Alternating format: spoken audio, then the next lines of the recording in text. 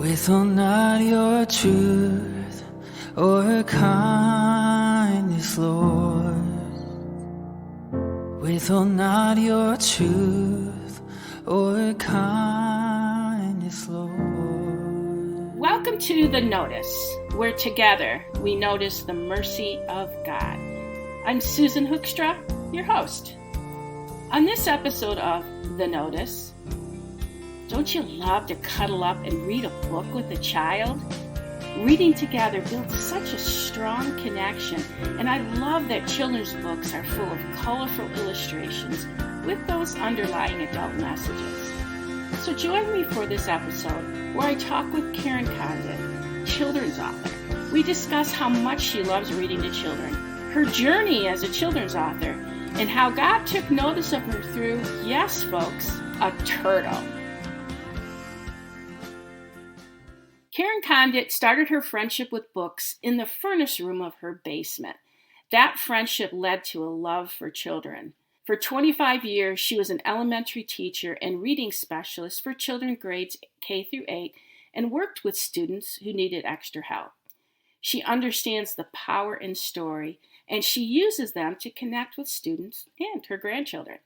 Karen earned her Master's of Arts degree in Instruction and Curriculum in Reading and Writing, and she won first place in the Children's Picture Book Seal Award for her story, He Is There, at the 2018 Right to Publish Conference. And her new children's book, Turtle on the Track, was just released this February. So Karen, welcome to The Notice. Thank you, Susan. Great to see you again. I'm excited that you're here, and I just want to tell our listeners a little bit how I got to know you. Yeah, I met you actually at a Right to Publish conference, the same one where you won this award, and that was pretty exciting, I remember. And you were kind of they assign you what they call a Paul and a Timothy, and you were my Paul, and you were there to kind of help me figure out how the conference went, and it was so great to have your help. And now here we are talking about your book, but let's tell our listeners a little bit more about your background. Like, tell us about this furnace room and how your friendship with books began. I love to play school. And when I was about 5 years old, my dad emptied out the furnace room so I could set up a classroom. And so I did. And it was probably more about taking charge and being in control than my love for books. But I would get a couple friends over and I'd always be the teacher, and we would read and I would pretend to be the teacher. That started my love for books, but also learning. I always enjoyed learning, and I wanted to be able to share that with my friends as if I knew everything, right? So that's kind of where it began. And after that, it just grew, and I became a teacher, and I loved it ever since. So you spent about 25 years as an elementary school teacher. So did that love for books translate into the classroom? It did. But what's interesting, I never really thought of myself as a big reader or ever wanting to be a writer. But as I taught and used children's literature a lot in my classroom and to teach children to read, I saw how story and how books pulled kids into a place that was really nurturing. And I would grow with them through story. A relationship would kind of center around a story, because so many times you get conversations started. They'd have questions, they would wonder, you'd pull them in close, the little ones, and sit and read together. And it really was, and it could be kind of an intimate experience over a story. So that's kind of what happened to me through my teaching career. In a way, children brought me into the love of books just by me being there with them. Funny how that happens, huh? Yeah. They always teach you more than you have for them sometimes. And so when you were a reading specialist, and sometimes you worked with students who were struggling in this area. So did you notice anything different when you would read with them? How did it affect them? Reading to children that struggled was always delightful because I could draw them into a story that enabled them to kind of see themselves sometimes. And so what would happen is we would start talking. Kids that I worked with did struggle with reading. They didn't always like reading. And that was always a hurdle to get over. So my goal was to engage them in a story that maybe they didn't have to read. I could read to them. And then get them into a place of being able to comprehend, understand the story, and want to read the story. So when we'd sit together and we'd have these conversations and they'd have these questions and these wonderings, our relationship would grow, and I would have to get to a place where they wanted to read. So that was a little bit different than working with children that reading came easy. They got it. They picked it up from older siblings, and they were off to the races. But the kids I worked with initially, they didn't really want to read. And I knew how critical reading is to academic success, to social development, to emotional well-being. And so that was what I wanted them to go after, being able to read because they saw the power of story and the joy reading could bring. So I had to work a little harder on the end of wanting them to read. I know for myself, one of my greatest joys was when my kids figured out how to read. And part of that came with just that sitting down with them, connecting with them. And I know they have lots of materials out there because of technology where you can press a button and it will read, but it's not the same, is it? No, it really isn't the same. I remember when the whole ebook was coming out, the whole digital age of get these books online, get them on your Kindle, sit down and look at a screen and read. Fortunately, that hasn't taken away the good old paperback, hardcover book you hold in your hand. You smell the pages.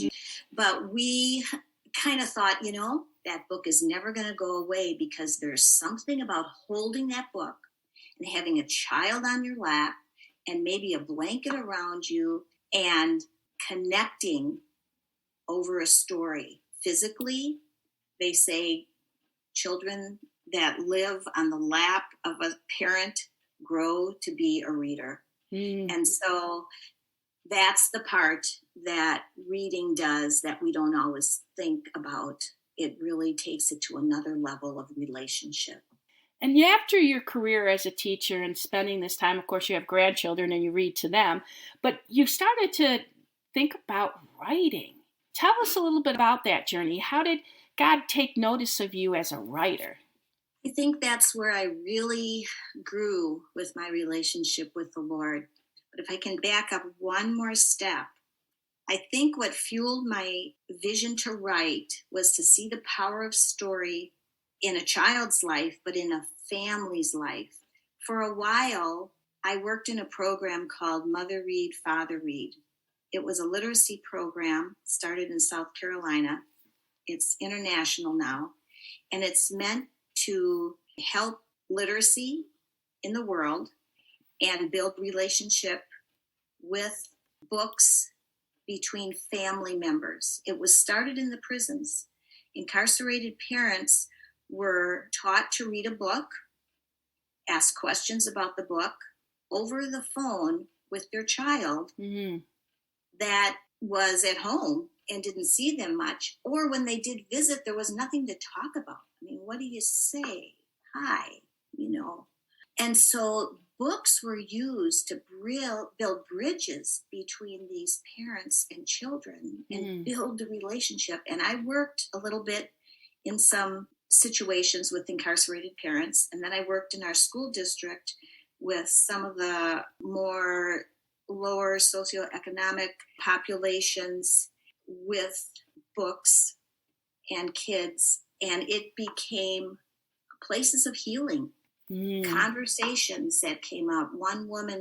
We read a book called Just Us Women, and it was about a woman taking her daughter on a trip. And when we got done with that book, that woman said to me, I'm going to do that. I haven't seen my daughter in 6 years, but we're going to take a trip when I get out of here. Wow. So there were some wonderful, magical moments that happened when a book was brought into the lives of these families. What brought me into writing was wanted to write some of these books that possibly would change the relationship in a family and help children and adults alike grow in relationship to God, our Creator. You know, it's interesting. C.S. Lewis said, a children's story that can only be enjoyed by children is not a good children's story in the slightest. And I love that quote because there's so many messages that come and those connections that you make as a family. Tell us a little bit about your book and how you started to write this book. And we want to know about the turtle, okay? We want to know about the turtle. Sure, I will get to that turtle. A lot of my writing started centering on mindfulness, Christian mindfulness. Christian mindfulness is really for us to notice God because He is mindful of us. And I couldn't get off my mind the fact that Christ is so aware of us. He notices us so much. We need to, in return, notice Him. And part of that noticing comes from a life that is quieter, maybe, than we're used to, slower pace, intentional. But it's all so we notice Him, what He's doing in us, in our world, in our relationships. I started writing with those kinds of things in mind. And it was because I needed that in my life. I am an Energizer bunny. I retired, and if you're a teacher, you're going. And I retired, and my life kept going. And I thought, why am I so busy? Why do I think I have to be so busy? What is it about me? What am I lacking that is making me feel like I have to go and tell people all the things I do? And I was getting convicted about this. I knew it was going to take more than, okay, I will slow down.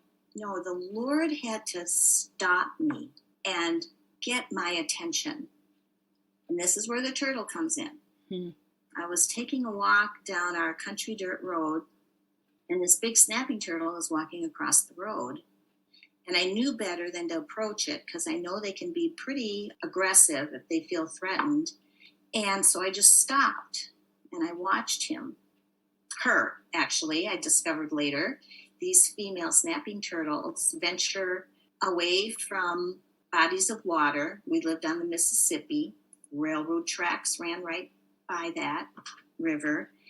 They venture out of the water into places to bury their eggs and lay their eggs and then hatch their eggs, and then they all go back to the water.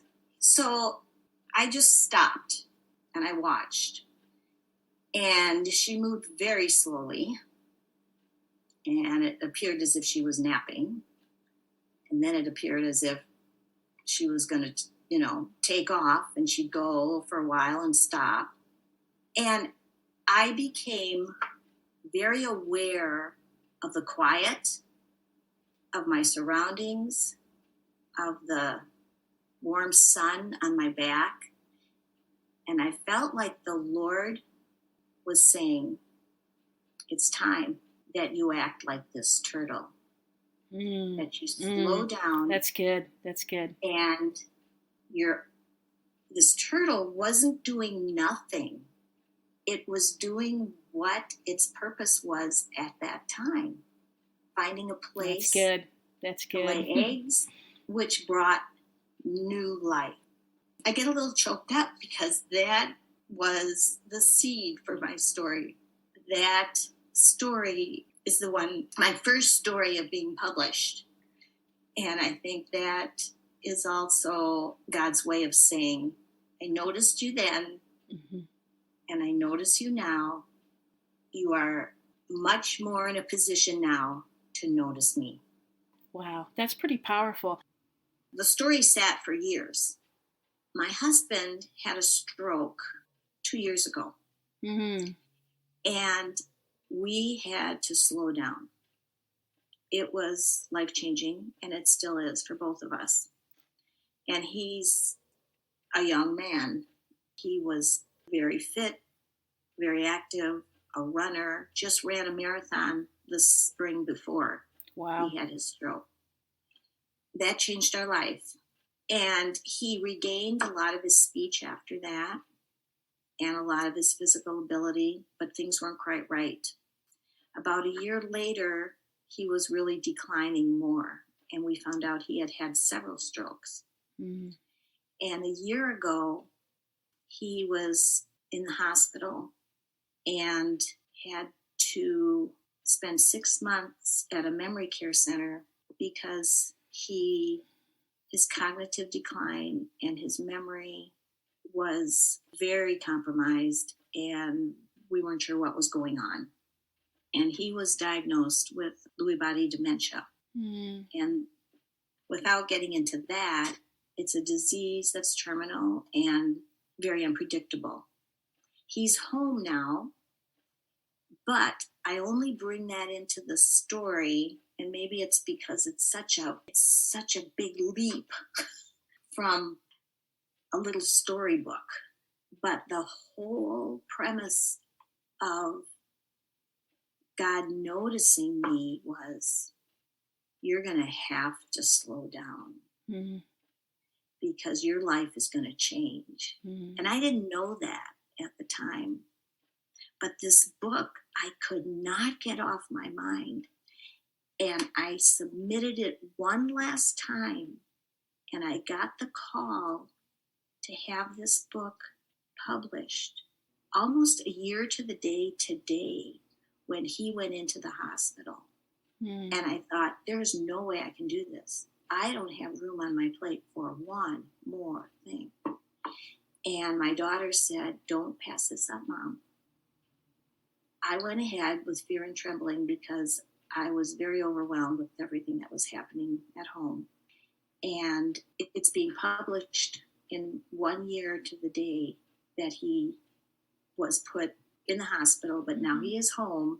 But now here I have this book that is, to me, a testimony that the Lord knew what I needed that day when that turtle crossed my track to begin my mindset of, it's time to slow down. It's time to stop and notice me because I'm noticing you. I know when we met, I even had this story going, but it's not until today, this year, that it came to its fruition. And my life has really had to slow down. I have been working on this for years, and not just in pace, but as I said before, in mindset, in taking time to listen, taking time to pay attention, because there's a lot of things going on in our life right now that I never could do if I had maintained a busy kind of to speak to us. I mean, books have always spoken to me, but children's picture books speak volumes to me. Maybe it's because I see the value in them for not just children, but for the messages they have. Like you said in the beginning, there's always a message in there. I go to the library and I check out 15 or 20 children's books, and I use some in devotional ways. Some are written around Psalms, and they don't have to all be Christian, overtly Christian. Right. And many of my books are overtly Christian, my stories. Some aren't, but they're all embedded with God's love. Right, and his themes. in the vein of God's love for us and his worth of us and his value and him paying attention to us is a Christian book. Well, I also love how God, he doesn't make something beautiful out of something not so beautiful. In your story with working with your husband with his stroke and watching him deteriorate, you've got to have to stop and like capture the moments you can with him. What are those special moments, or even, I've heard every now and then, because my mother-in-law has dementia, and just every now and then there'll be one thing and she's with us. She's with us. And it's like, I want to take that moment and just stop it, like a pause, and just experience it. So I first of all, I want to encourage you that you did it, girl. You kept with it, and I celebrate you today and tell you I'm really excited for you and proud of you that you got through this and that it's there. But he is the one that brings it to fruition and puts it in the hands of people that we may never meet or may never be able to know what its effect had on the world. But if it's prompted by faith, and he has the power, he can do what he wants with it. He fulfills his purpose somehow. It sounds like God has really taught you through this book. And this is just, isn't this just like our God, Karen? When he lays something on your heart, it's for your benefit, but it's also for the benefit of others. And that's, he just wins all over the place. He does. Anything he touches is full of life. And so tell a little bit, our listeners, of course, where can they get the book? How can they connect with you? And just anything else you want to tell us about Turtle in the Track. Sure. Well, Turtle on the Track can be, it's being released in February. It will be available from the publisher or Chat Publishing. It will be available on Amazon and Barnes & Noble. And you can also call your indie bookstore and have them order it for you. So it's easily available. And tell us a little bit about the illustrator and what the pictures are like, and how did you connect with the illustrator? The illustrator I was able to choose. This is a publishing company that offers both hybrid and traditional publishing. So the hybrid part of it is I had a choice in my illustrator. Of course, that means I had to pay my illustrator. But that was a delightful time because I got to go through many portfolios and make a decision and have them, different ones, send me character sketches. So I was able to choose what I thought fit the story the best. When I did, I was able to get in touch with the illustrator. We FaceTimed. We went through every page of the book and talked about ideas back and forth. We came up with some things together, and she offered a lot of her expertise, and we just really meshed. So that was really a joy to do. She also was able to hide little turtles in every illustration because I wanted kids to slow down and take a look and find the turtle. Those turtles. I offer some what I call turtle tidbits at the end of the book, some facts about turtles, some coloring pages, some dot to dots, and some suggestions for families to incorporate into their just everyday life to slow down. Fun things to do with your kids. Of course, when you read a book to a child, and from what C.S. Lewis says, every good child story should be enjoyed not only by children, but adults. My hope is that this will become a story that adults and children will read together, learn from together, and practice some of the slowing down moments in order to slow down their life. Slow down and take notice, right? Slow down and take notice. It reminds me, Karen, of Isaiah 4:40-31. It says, "They who wait for the Lord shall renew their strength. They shall mount up with wings like eagles. They shall run and not be weary. They shall walk and not faint." But you know what I also learned? That there are other translations that translate this differently. They say, "They who hope for the Lord shall renew their strength. And there's also trust. They who trust in the Lord shall renew their strength. So listeners, if whether you're hoping in the Lord, whether you're trusting in the Lord, or whether you're waiting for the Lord, He will renew your strength. He will mount you up with wings like eagles. You will run and not be weary. You will walk and not faint. But you don't have to rush to do it, right, Karen? That's right. That's exactly so, right. Thank you so much for being here and for your book. And again, folks, go ahead and get the book on Amazon or Barnes & Noble. It's called Turtle in the Track by Karen Condit. Turtle on the track. Turtle on the track. I'm sorry. Turtle on the track. Right. I guess I need to slow down, don't I? Slow down. Yeah. Right. Thanks again, Karen. It's a joy to have you.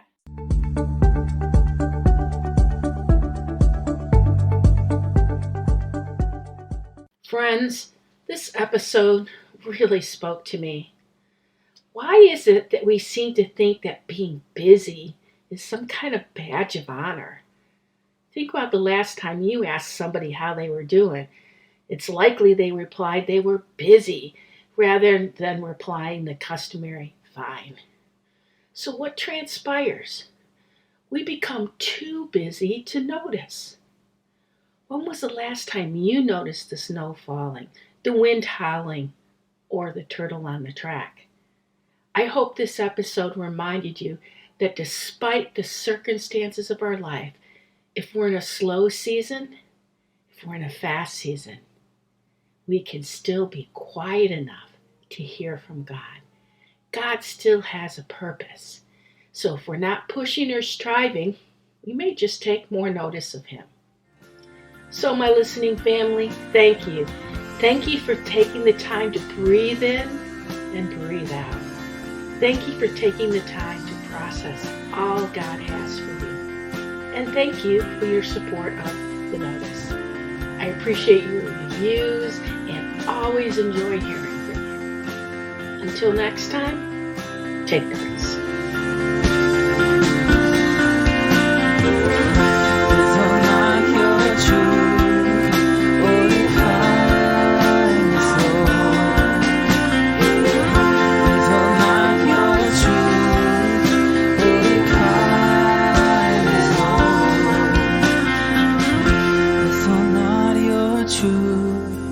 Or kindness, Lord.